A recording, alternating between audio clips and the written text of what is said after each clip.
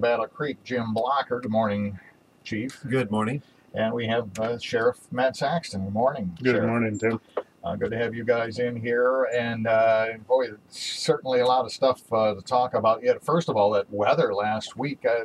What does that do to law enforcement? I mean, you obviously have to deal with a lot of things that probably weren't on the agenda. Stuff that comes up, and I understand that even the new police station was opened up to people who are homeless or without shelter. Did anybody avail themselves of that? Well, they did, and we had several people come in, and ultimately they were transported to one of the, I believe, 6 shelters that were in place. A lot of folks just came together. The transportation, I think there were over nearly 80 interactions from either hauling people to or from, or getting them out of the conditions by law enforcement just in our area alone.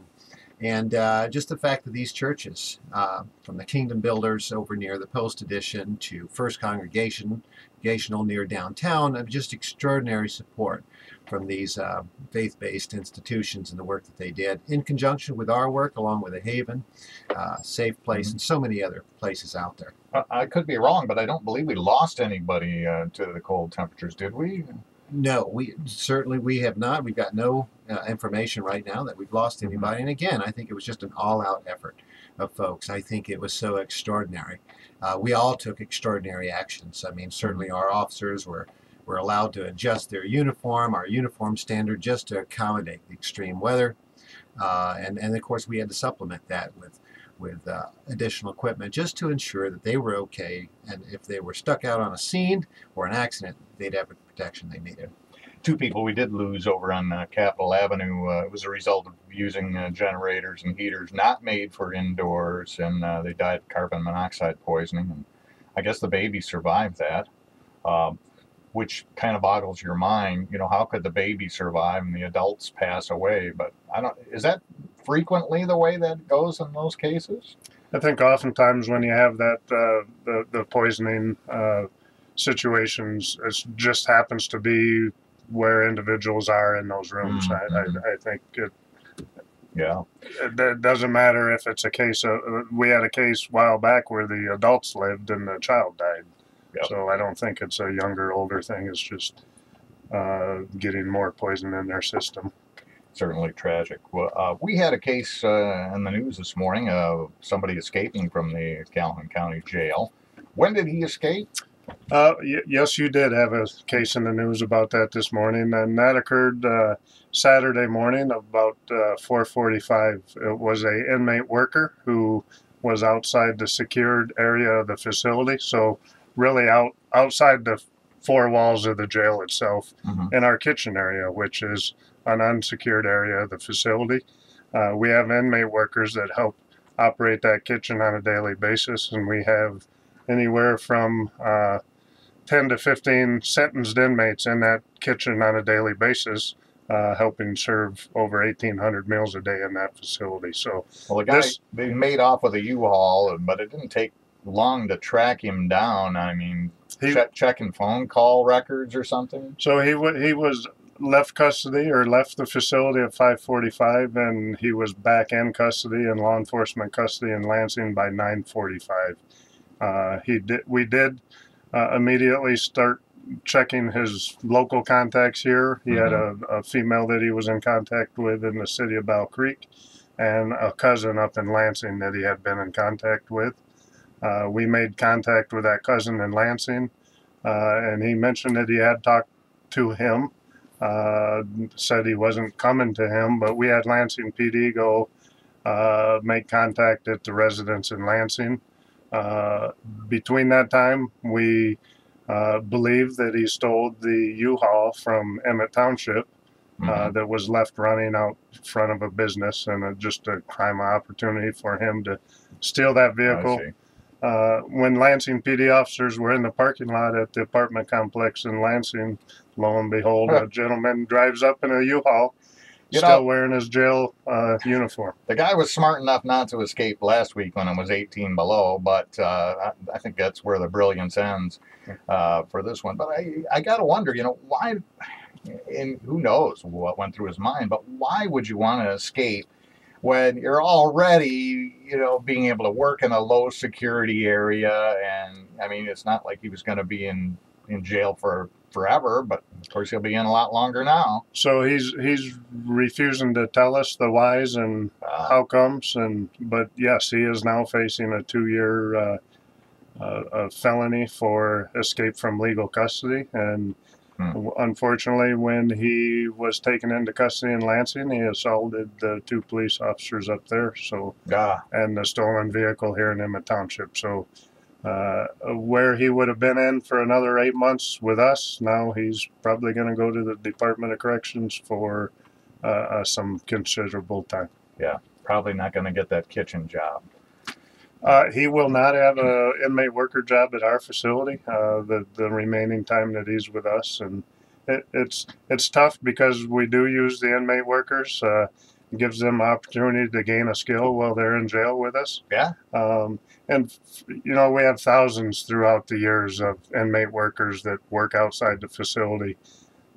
So from time to time, unfortunately, we are going to have somebody that walks away from a work detail. And law enforcement working together, and our men and women did a great job to get him back to our facility and back in custody. They did. That was quick, and nobody really got hurt except a little scuffle with some officers. And we have had some incidents, though, in the last few weeks where, there have been shootings in Battle Creek. There have been killings.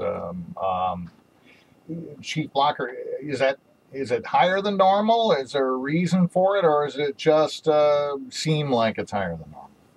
Well, I think there may be a perception that it is higher, but it's not a good start to 2019. I'll say that.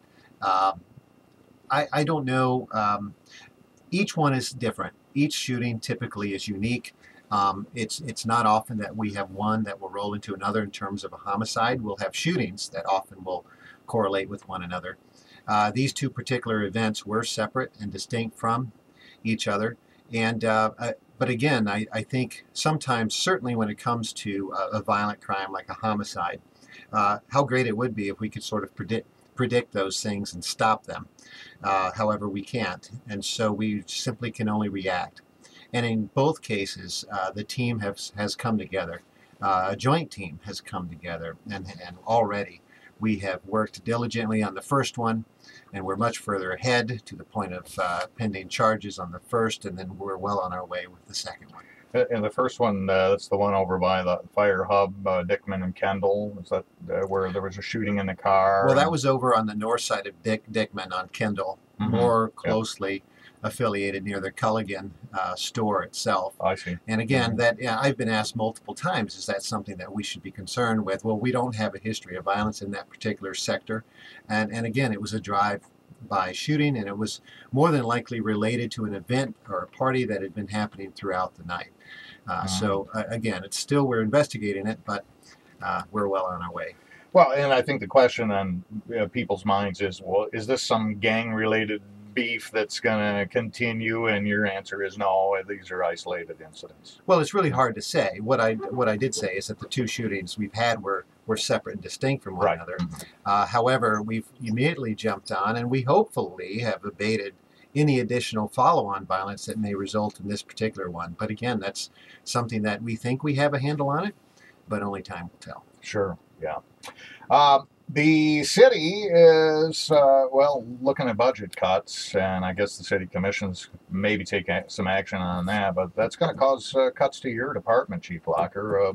What are you looking at, and how much have you been able to weigh in on what gets cut and what doesn't? Well, it has been. Yes, we are looking at cuts. The commission does move to vote on really what they discussed in detail at a city workshop just about over a week ago. And it was something that we saw coming. We had the benefit to see it coming about late November, early to mid-November and forward.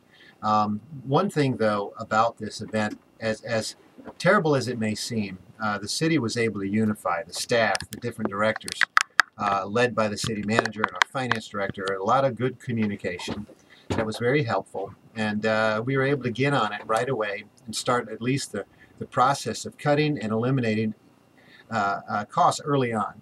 And so, yeah, the impact, I'm not going to certainly undersell the impact. It will be significant, and we're looking at about $700,000 reduction for this year for the next 5 months, and then at least that about 400,000, maybe a little more, for the fire department. And so when you combine those things together, yeah, there is an impact, but is it all doom and gloom? Are we unable to perform our services? No, and I think we've demonstrated that time and time again. Now, when this happens, then do you just get the number and you have to figure it out, or does the city commission actually have a hand in what gets cut and what doesn't? Well, that was what the city workshop really was all about. We presented what our cuts were. We actually cut further than what we were obligated to, just to see, again, because we're a part of a bigger system called the city. And when we respond to something, we respond as a team. It may be fire department is there with us. It may be DPW. Behind the scenes, HR is there. And then maybe 90 days later, the legal department is there to support the work and review the work that we did. And so that's really how we approach this entire crisis, if you will. And I identify it as a crisis only because it was so sudden and so very real. And but again, the way everyone came together and the way we came up with the right answers and the cuts that we needed has been pretty extraordinary. And the commission's been, although it's a situation we have to deal with, they've been incredibly helpful. Yeah, and the whole thing happened as a result of some state accounting and some changes in the law that kind of caught us by surprise. We were able to get some of that back through legislation that Senator Knopf, I think, was part of, and some of our other legislators. But yeah, the bottom line is we still have to make some cuts. Will we lose some officers? Will there be a cutback in personnel in terms of police officers? There will be. There simply has to be. It's unrealistic to think that we could add officers or even replace some of the ones that we have, at least right now. We're going to see where this is going. But I will tell you that from the city manager's perspective, along with so many others, we have been working with our representatives, our local representatives at the Senate and the House. Senator Bison, Representative Hodsma, both have jumped into this thing, and really their role at this point is to work with us and to advocate on our behalf and to try to address the issue and ensure that it doesn't happen in the future. Yeah. But that's a joint effort. Battle Creek Police Chief Jim Blocker is here, so is Calhoun County Sheriff Matt Saxton. We're talking a little bit about the budget and some layoffs that are looming. That would be the only way to get to that number. And I was thinking, Sheriff, maybe you've got 15, 20 extra officers. Maybe you could loan them to Chief Blocker. Or maybe you don't have any extras. Well, he's been stealing from me for a while anyway, but no. You mean recruiting? Right. Did I stay stealing? Oh, I meant recruiting.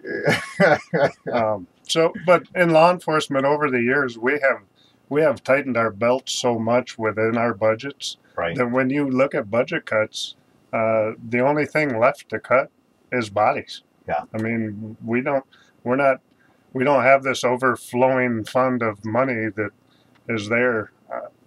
I don't feel as sheriff that I have enough staff on the road in the out county. Is it adequate staffing to cover the county? Yes, but would I like to see more deputies on the road in Calhoun County to protect the citizens? Yes, I would, but municipalities only have so much funding to provide services, and they have to provide much more than just public safety. Sure, yeah. Well, and again, that's where and it's really a national problem. Just today I was reading an article how, again, nationwide, there is a shortage of officers, where a lot of effort is being put into recruiting the right kind of officers. However, there's still significant shortfalls. And I think we're all feeling the pinch, and I think there's probably a number of reasons as to why. But I know a few years ago, I was asked, do you need more? Would you like more officers? And my answer has been since, and certainly it's true today, said, of course I would. We all would like more manpower out there to do the work that we need to do. You got to have security before you have stability. But our reality is we simply can't afford it as a community right now. There are a lot of really good things getting started, though. The economic vitality efforts are well on their way. The work downtown and the work broadly throughout the greater Battle Creek, Calhoun County area. And I think that's something that we need to continue to talk about, because it's through economic means. That is how we're going to support both the work of security, law enforcement, and the work that we do. And that's going to lead us to a more stable economic and operating environment. Well, and I see great outreach with both departments, to kind of get officers involved in the neighborhoods and in people's lives. So let's hope that budget cuts don't affect that effort, because at some point somebody's you got to cut back some bodies, like you said. How do you determine that? Is it strictly seniority, or are there other factors? There are many factors that go into the decisions that we're making in terms of how we are going to perform from here on out. As I said earlier, there is going to be an impact, but what we're really going to try to do is to make it an even across the board impact, not impact one area more than another, because again, we act in unison. Every action of an officer, there's 6 to 9 supporting city personnel probably behind them, and I think that's reasonable to say. And so really, when we looked at this, we said, okay, how can we sort of reset the entire budget to include PD and fire and all the others? But again, one thing has been a statement throughout all of these cuts, is that that's not going to stop our performance and our response to calls for service. That is our mandate. That is mission one. And some of the extra things may have to be slowed and abated a little bit, but calls for service, and certainly when it comes to violent crime, that is our priority, and that's where we focus most of our efforts. Sure, and I point out last week the weather, county shut down, city shut down, not you guys and not any of your people. I mean, it was still business as usual and then some, wasn't it? Actively working. The last homicide all last week, and even got to a point where we were able to identify some persons of interest as well as pick up a few others. A couple of cases in the news. There was a bunch of dogs seized down south of here. And this is somebody that you guys were well acquainted with, correct? Well, and in that situation, it was over in Emmett Township, actually just to the east of here a little bit. The dog owner, we seized over 17 dogs that were left out in those freezing temperatures. Many had medical issues that were being untreated, as well as frostbite and left out in the cold temperatures. It took a lot of personnel to make sure those dogs were warmed up appropriately, and they're all still alive and being treated for their medical issues at the local shelter. But we seized 17 dogs from there. Initially, we went there for an animal welfare check. During that time, we found evidence that possibly this dog owner was breeding and selling those dogs for dog fighting. So that will be an ongoing investigation as well. But that was all done. Our staff was out there for hours in these cold temperatures. And the tough thing about the winter weathers here in Michigan is our officers might be out on the scene of an accident for a couple hours, and then next call they go to where they may be stuck inside a residence for an hour. So to dress appropriate, hot and cold, yeah, sure, so that's rough. it's tough for them to survive those times. And we saw a Michigan State Trooper hit on the side of the road on I-94 this past week. So that we lose nationally more officers annually to being hit either on traffic points by the motoring public. About the dogs, one last thing. Is there a lack of teeth in the law? Bad pun. The laws need to be stricter because it seems like some of these people just keep going right back to what they were doing, breeding dogs for fighting, having them on their premises and not taking proper care of them. Do you think that we need greater laws?